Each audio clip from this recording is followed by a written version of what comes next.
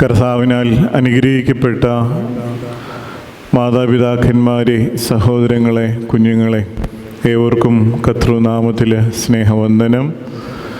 ദൈവത്തിൻ്റെ അളവറ്റ കരുണയാലും കൃപയാലും ഒരു ക്രിസ്മസ് കൂടി ആഘോഷിക്കുവാൻ ദൈവം തമ്പുരാൻ നമുക്ക് നൽകിയ വലിയ അവസരത്തെ ഓർത്ത് ദൈവത്തെ മഹത്വപ്പെടുത്താം. ദീർഘമായ ഒരു പ്രസംഗത്തിന് ഞാൻ നിൽക്കുകയല്ല. അത് കേൾക്കാനുള്ള മാനസികാവസ്ഥ നിങ്ങൾക്കും ഇല്ല എന്നുള്ളത് എനിക്കറിയാം. എങ്കിലും ക്രിസ്മസിനെ പറ്റി ഒരു വാക്ക് മാത്രം നിങ്ങളെ ഓർമ്മപ്പെടുത്തി. കർത്താവിനെ കാണുവാനായി കാഴ്ചകളുമായി വന്ന വിദ്വാൻമാരെ പറ്റിയാണല്ലോ ഏവങ്കേലിയൻ ഭാഗത്ത് നാം വായിച്ചു കേട്ടത്.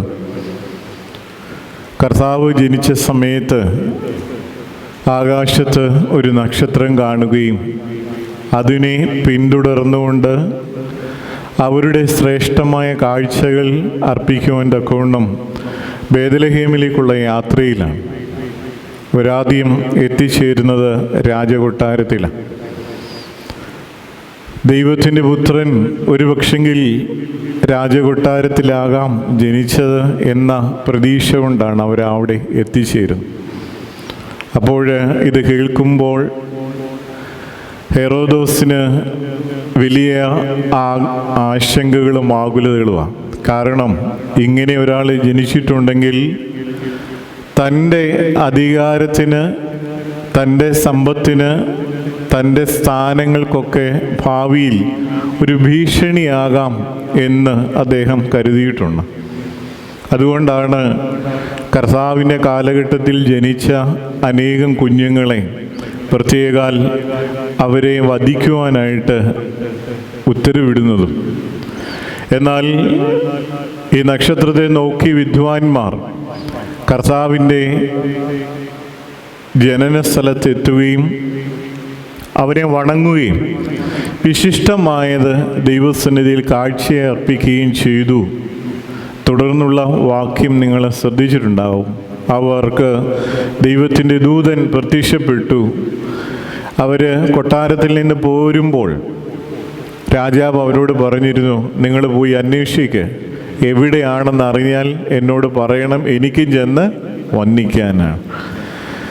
ദൈവത്തിൻ്റെ ദൂതൻ പ്രത്യക്ഷപ്പെട്ടിട്ട് ആ മെഗൂഷ്യന്മാർ, ആ രാജാക്കന്മാർ മറുവഴിയായി സ്വന്തം ദേശത്തേക്ക് പോയി എന്നാണ് വേദപുസ്തകത്തിൽ എഴുതിയിരിക്കുന്നത്. വന്ന വഴി ഒന്ന്, തിരികെ പോകുന്ന വഴി മറ്റൊന്ന്. അതുകൊണ്ട് വീട്ടിലോട്ട് പോകാൻ വേറെ വഴിയുണ്ടെങ്കിൽ ആ വഴി പോകണം എന്നുള്ളതല്ല അർത്ഥം എന്നുള്ളത് നിങ്ങൾക്കറിയാം. വന്നതുപോലെയല്ല തിരികെ പോകേണ്ടത്. ഇന്ന് നിങ്ങൾ ദേവാലയത്തിൽ വരുമ്പോൾ കഴിഞ്ഞ 25 ദിവസം നോമ്പിൻ്റെ, വ്രതശുദ്ധിയുടെ, പ്രാർത്ഥനയുടെ ഒരുക്കത്തിൻ്റെ നാളുകൾ. കഴിഞ്ഞ 25 ദിവസം നോമ്പ് നോക്കിയവർക്ക് ഇന്ന് നോമ്പ് വീടും. നോമ്പ് നോക്കാത്തവർക്കോ പണ്ടത്തെ വഴി തന്നെ ഇന്നും. ഇന്നലെ ഇറച്ചി മീനും ഒക്കെ ആയിരുന്നു, ഇന്നും ഇറച്ചി മീനും. വലിയ പ്രത്യേകതയൊന്നും ഉണ്ടാകണം. പ്രിയമുള്ളവരെ, പിതാക്കന്മാർ ക്രമപ്പെടുത്തിയിരിക്കുന്ന ഈ നോമ്പുകൾക്കൊരു പ്രത്യേകതയുണ്ട്. ഈ നോമ്പ് കൃത്യമായി നോക്കുകയും കുമ്പിട്ട് നമസ്കരിക്കുകയും പ്രാർത്ഥിക്കുകയും ചെയ്യുന്ന മനുഷ്യന് ഒരു പക്ഷെങ്കിൽ മറ്റ് പ്രതിസന്ധികൾ ധാരാളം ഉണ്ടാകാറില്ല. ആരോഗ്യത്തിൻ്റെ കാര്യത്തിലായാലും എല്ലാ മേഖലയിലായാലും. അതുകൊണ്ട് ദൈവം തന്നിട്ടുള്ളതെല്ലാം അനുഭവിക്കാനാണ്. അത് ആവോളം ആസ്വദിച്ചു. സമൃദ്ധിയുടെ നടുവിൽ ചിലത് വേണ്ടാന്ന് വെക്കലാണ് ഈ ആത്മീയതയുടെ അനുഭവം. അതുകൊണ്ട് എല്ലാം ആസ്വദിക്കാൻ നമുക്ക് പറ്റും, പണമുണ്ടെങ്കിൽ, അതിനുള്ള സാഹചര്യം ഉണ്ടെങ്കിൽ. പക്ഷെങ്കിൽ ആസ്വദിക്കാനുള്ളതിന് നടുവിലും ചിലത് വേണ്ടാന്ന് വെക്കാൻ പറ്റുന്നത് ഒരാത്മബലം. ഞാൻ ഒരു അധ്യാപിക പറഞ്ഞത് ഓർക്കുകയാണ്. ഇപ്പം ഇന്ന് നമ്മുടെ കുഞ്ഞുങ്ങൾ ഇത്രയും പേരേ ഉള്ളൂ. ഒരു സ്കൂളിൽ അസംബ്ലി നടക്കുമ്പം അല്പം വെയിലൊക്കെയാണ്. കുറേ കുഞ്ഞുങ്ങൾ അത് ഒരാൾ വീണ പിന്നെ പുറകെ അല്ലേ കുറേ പേര് വെയിൽ കൊള്ളുമ്പോൾ വീഴും. അപ്പോൾ ഒരു ക്ലാസ്സിൽ 2-3 പേര് വീണു. അതൊക്കെ കഴിഞ്ഞ് ക്ലാസ്സിൽ വന്നപ്പം ഈ ക്ലാസ് ടീച്ചറോട് ഒരു പെൺകൊച്ചു പറഞ്ഞു, ടീച്ചറെ, ഞങ്ങൾ ഓക്ട്രോസുകാർ എത്ര വെയിലുണ്ടെങ്കിലും വീഴത്തില്ല. കാരണം എന്താ? നിങ്ങളൊന്ന് ശ്രദ്ധിച്ചു നോക്കിയോ, ഇത്രയും നേരം നിന്നുകൊണ്ട് ആരാധിക്കുന്ന വേറെ ഒരു സമൂഹം വേറെ ഉണ്ടോ?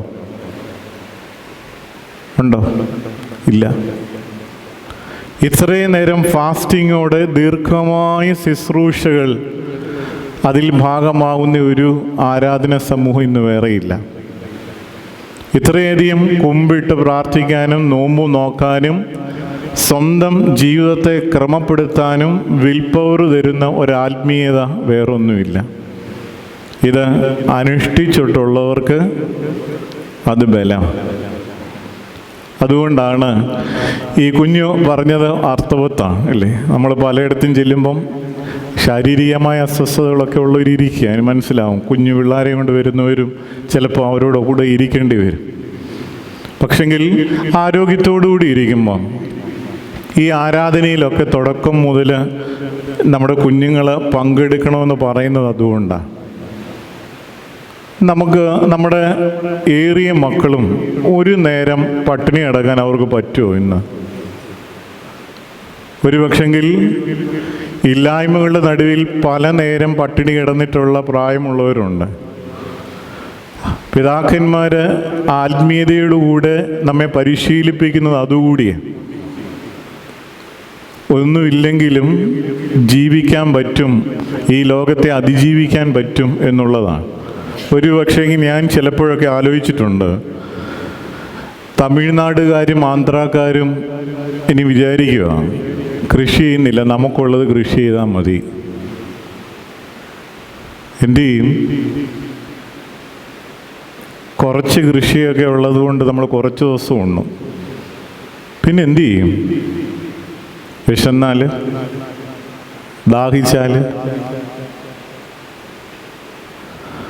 അതുകൊണ്ട് ഉള്ള സ്ഥലത്ത് കൃഷി ചെയ്യുന്നവരൊക്കെ അത് നിർത്തരുത്, കൃഷി ചെയ്യണം. പ്രിയമുള്ളവരെയും, വന്ന വഴി മറക്കരുത് എന്ന് പറയും. അത് നന്ദിയുടെ സൂചകം. എന്നാൽ വന്ന വഴി തിരികെ പോകരുത് എന്ന് പറയാൻ കാരണം കഴിഞ്ഞ നാളുകളിൽ നടന്ന അധാർമികതയുടെ, ദൈവത്തെ അറിയാത്ത അനുഭവത്തിൻ്റെ മാർഗങ്ങളെ ഉപേക്ഷിച്ച് തിരികെ പോകണം. ഓരോ ആരാധനയും ഓരോ കുർബാനയും ദൈവത്തെ കാണലും ദൈവത്തെ സ്വീകരിക്കലും. വന്ന വഴിയെ തിരിച്ച് പഴയപടി ജീവിക്കാൻ പറ്റത്തില്ല. അങ്ങനെ ഒരു ക്രിസ്മസിൻ്റെ അനുഭവം, ഒരു പുതുമയുടെ അനുഭവം, പുതുക്കത്തിൻ്റെ അനുഭവം ഇന്ന് നിങ്ങൾ ഇത്രയും പേര് കുർബാന അനുഭവിച്ചതിൽ എനിക്ക് വളരെ സന്തോഷം. ഈ 2:30 വെച്ചിട്ട് ഇത്രയും പേര് വന്നതിൽ വളരെ സന്തോഷം. അത് പിതാക്കന്മാർ കാണിച്ചു തന്ന വലിയ മാതൃക നമ്മൾ പിൻപറ്റുന്നു. ഇത് കൈമുതലാക്കി നമ്മുടെ മക്കൾക്കും പകർന്നു കൊടുക്കുവാൻ ഇടയാകട്ടെ. എല്ലാ നന്മകളും അനുഗ്രഹങ്ങളും ക്രിസ്മസിൻ്റെ എല്ലാവർക്കും ആശംസിക്കുന്നു. ദൈവം തമ്പുരാൻ സമൃദ്ധമായി അനുഗ്രഹിക്കട്ടെ എന്ന് പ്രാർത്ഥിക്കുന്നു. Thank you for watching this video. Please like, share and subscribe for my channel, the FOS Media HD.